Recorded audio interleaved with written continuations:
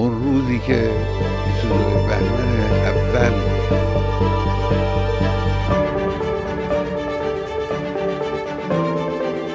Crypto activity in Iran is booming after US investment.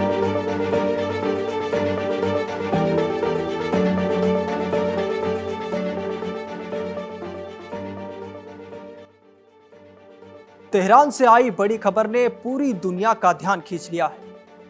दावा किया गया है कि 23 फरवरी को 250 हथियारबंद मुजाहिदों ने ईरान के सुप्रीम लीडर अली खामिनेई के सरकारी आवास पर हमला किया। इस हमले की जिम्मेदारी People's Mujahideen Organisation of Iran यानी MEK ने ली है, जबकि ईरान की ताकतवर सुरक्षा agency Islamic revolutionary guards corps यानी IRGC का कहना है कि घुसपैठ की कोशिश को शुरुआत में ही नाकाम कर दिया गया।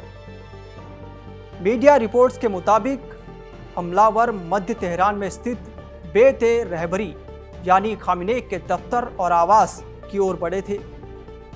MEK का दावा है कि इस झड़प में उसके 100 से ज़्यादा सदस्य मारे गए या गिरफ्तार हुए। मुठभेड़ मोताहरी कॉम्प्लेक्स के पास बताई जा रही है, जहां ईरान की कई अहम सरकारी संस्थाएं स्थित हैं। कुछ रिपोर्ट्स में कहा गया कि तनाव बढ़ने के बाद खामिनेई सुरक्षित बंकर में चले गए और उनके बेटे मोस्तफा खामिनेई आवास की जिम्मेदारी संभाल रहे हैं। हालांकि इसकी आधारित पुष्टि नहीं हुई है। MEK की स्थापना 1965 में शाह के खिलाफ हुई थी।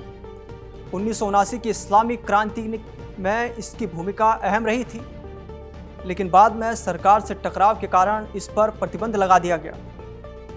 2002 में इस संगठन ने ईरान के परमाणु कार्यक्रम का खुलासा किया था और वर्तमान में इसका नेतृत्व मरियम राजवी कर रही हैं, जो ईरान को धर्मनिरपेक्ष देश बनाने की वकालत करती हैं। सरल शब्दों में देखें तो इस कथित हमले का मकसद सत्ता को सीधी चुनौती देना, अंतर्राष्ट्रीय ध्यान खींचना और ये दिखाना हो सकता है कि ईरान में विपक्ष अभी भी सक्रिय है।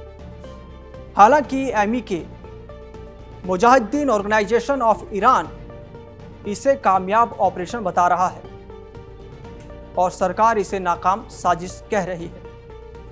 मृतकों और गिरफ्तारियों के आंकड़ों पर अलग अलग दावे हैं और स्वतंत्र पुष्टि अब तक स्पष्ट नहीं है, इसलिए सच्चाई दावों और सरकारी बयानों के बीच ही उलझी हुई है।